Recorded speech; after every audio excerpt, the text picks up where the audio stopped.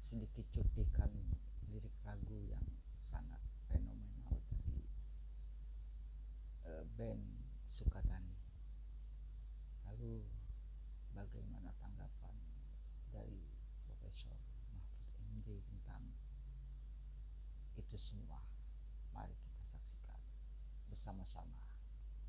Band yang lagi rame sekarang, band Sukatani. Pak Mahfud posting X kan Pak, mempertanyakan itu ya. Pak Mahfud mengatakan bahwa harusnya band Sukatani nggak usah minta maaf pada polisi, karena pada akhirnya kan dia minta maaf pada polisi Pak. Lalu kemudian direspon oleh polisi mengatakan bahwa kami tidak anti kritik gitu. Nah, apa concern Pak Mahfud terutama dengan kasus itu? Ya konyol lah gitu ya. Karena begini, lagu itu yang saya lacak dari AI maupun di dalam pengakuan yang bersangkutan tuh, lagu itu sudah lama dibuat.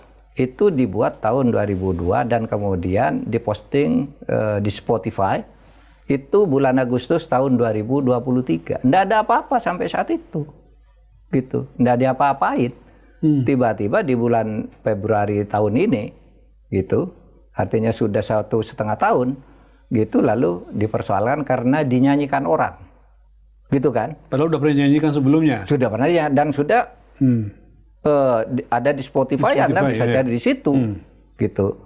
Nah, oleh sebab itu tuh menjadi konyol, menjadi isu yang menimbulkan asosiasi karena lagu ini dinyanyikan saat unjuk rasa, lalu penciptanya yang disalahkan, gitu ya. Nah, Mas Rizal, saya terus terang agak mengkhawatirkan kalau gini ya. Ekspresi orang untuk menyatakan apa yang terjadi di masyarakat lalu direpresi gitu ya, itu mengkhawatirkan bagi penegakan konstitusi kita, karena orang ngeritik itu kan bisa dengan apa saja, bisa dengan lagu, ya kan memang siapa yang bisa membantah di polisi itu banyak pungli, bawa SIM, nggak bawa SIM bayar, sesudah bawa ditanya yang lain gitu. Itu bukan tuduhan, itu realita menurut Pak Mahfud. Itu realita lah, sudah menjadi berita-berita yang umum. Kalau aktivis Buya Eson itu, Emerson Yanto itu hampir setiap saat menulis tuh di sana ada pungutan liar, di situ pungutan liar. Itu tidak diapa-apain karena dia punya bukti. Nah, ini mengekspresikan orang-orang seperti Eson ini, si siapa tuh Sukatani. Ben Sukatani, ya. Orang yang suka tani. Teksnya itu kira-kira begini Pak, ya, saya ambil beberapa potongan. Mau urus SIM, bayar polisi. Ketilang, bayar polisi. Masuk penjara, bayar polisi. Keluar penjara, bayar polisi. Itu semua. Mau jadi polisi, bayar polisi. Jadi itu bukan serangan terhadap polisi Pak, ya, menurut Pak Mahfud? Bukan, ya? Itu kritik sosial. Dan seni itu bisa melakukan kritik-kritiknya sendiri. Misalnya seni peran, gitu. Kan kritik yang sah gitu, apa yang dilakukan misalnya oleh para seniman seperti Iwan Fals, ya, nyanyi bongkar gitu ya.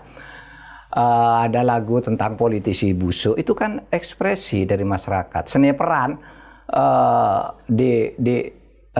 misalnya ya di ketoprak, ya kan? Atau di pertunjukan Cak Lontong, Butet, kan kritik-kritik semua tuh, Butet, Akbar apa gitu, kan tidak dilarang karena itu dilindungi oleh hak asasi manusia. Nah, di dalam negara yang demokrasinya sudah mulai melemah, kritik itu biasanya tidak langsung ke persoalannya, melalui lagu-lagu, lawakan, cerita-cerita humor gitu ya. Ungkapan sedih lah ya gitu ya. Ya dulu ingat waktu zaman Pak Harto sangat berkuasa tuh kan ada cerita humor gini. Pak Harto jatuh dari helikopter di daerah Wonogiri bersama 2 menteri. Pak Harto jatuh, 2 menteri ini mati. Tapi Pak Harto ditolong oleh seorang petani sampai selamat. Lalu Pak Harto bilang, Pak, kamu terima kasih ya bisa menyelamatkan saya. Kamu minta apa? Apa yang bisa Bapak berikan? Kamu minta sapi? Bisa. Minta rumah? Bisa. Minta mobil? Bisa. Lalu petani ditanya, Pak, Bapak ini siapa ya? Kok bisa memberi apa saja. Saya Soeharto, hehehe, katanya. Lalu petani itu bilang, Pak, kalau gitu saya minta satu aja. Apa yang kamu minta? Yang saya minta, Bapak jangan bilang siapapun bahwa saya yang nolong Bapak. Katanya. Kalau rakyat tahu bahwa saya nolong Bapak, saya yang dibunuh, katanya. Nah itu kritik. Ada cerita itu ya? Cerita itu beredar pada waktu itu. Itu ketika demokrasi dibungkam. Iya.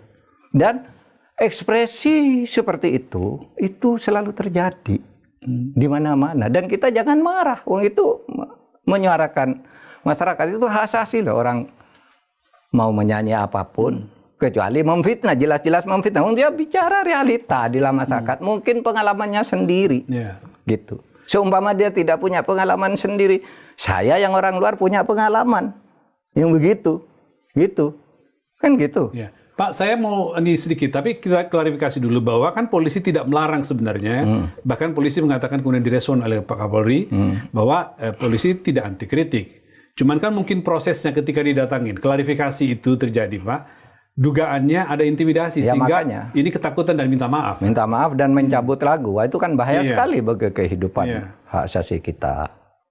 Iya. Gitu. Pak Mahfud mengatakan bahwa itu bagian dari pelanggaran hak asasi manusia ketika orang mencipta lalu kemudian. Iya dong, kan Undang-Undang Dasar melindungi setiap orang boleh melakukan berserikat, berorganisasi dan menyatakan pendapat dengan lisan dan tulisan, berorganisasi dan macam-macam itu dilindungi oleh negara. Tapi lalu sebagian orang mengatakan, Pak, ini kan juga memang tugas polisi melakukan penyelidikan gitu. Jadi memanggil, mewawancara, meminta informasi dari pihak lain itu kan upaya polisi untuk itu penyelidikan juga gitu. Tugas polisi, tetapi akan ada peristiwa yang mendahului. Kenapa orang harus dipanggil? Iya kan? Kalau harus dipanggil kan kenapa tidak dulu? Iya kan? Kenapa di bulan Februari ketika demo-demo rame dan seterusnya kan gitu. Nah, sekarang jadi masalah, Pak, salah satu dari vokalis band tersebut yang perempuan itu diberhentikan sebagai guru SD di tempat dia mengajar, Pak.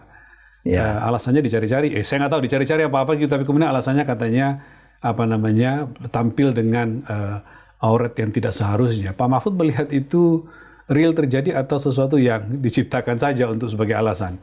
Ya, saya minta maaf ya. Pemecatannya itu dengan alasan itu terjadi pada tanggal 6 Februari. Ya. Padahal itu sudah dulu. Lewat. Iya kan? Sehingga menimbulkan pertanyaan gitu. Nah, baru sesudah orang ribut, semuanya klarifikasi. Pak Polri katanya tidak anti kritik dan mengangkat dia sebagai duta polisi. Duta polisi. Bagus juga. Duta Polri. Bagus juga. Bagus gitu. Itu tawaran Kapolri, Pak. Ya silakan kalau mau. Tapi sebenarnya saya lihat bupatinya juga ya, yang Purbalingga sedang ikut retret di Magelang. Itu katanya kalau mau kembali jadi guru kita fasilitasi. Bagus. Saya kira harus begitu demokrasi itu. Kesalahan itu harus segera diperbaiki gitu. Bolehlah kita apresiasi kepada keduanya. Kan tidak harus selalu disalahkan, ada baiknya juga. Betul, setuju. Baik, Pak, saya kira cukup, Pak Mahfud kali ini. Terima kasih. Oke.